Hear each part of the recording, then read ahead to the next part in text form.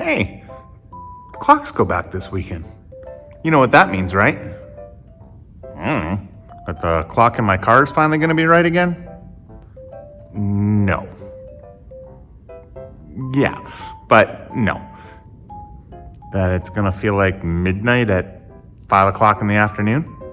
Well, yeah, but no. That my social media feed is going to be full of share memes? If I could turn back time. No. Yes, maybe, but it means it's time to change the batteries in your smoke alarms. That my cats are going to be waking me up at 4 a.m. instead of 5 a.m. because their food bowls are only 2/3 full and they're worried that starvation may be imminent. Ugh, yeah. But no, it means it's time to change the batteries in your smoke alarms. Hold on. When you change the clocks, change the batteries in your smoke alarms. You should probably check the dates and test them while you're at it.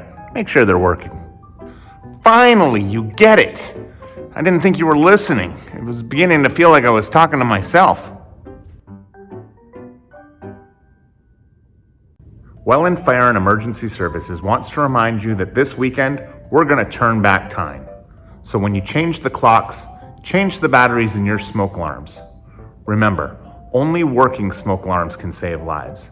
So change those batteries, test them, check the expiration date, and make sure that you have them installed on every level of the home and outside of all sleeping areas. If I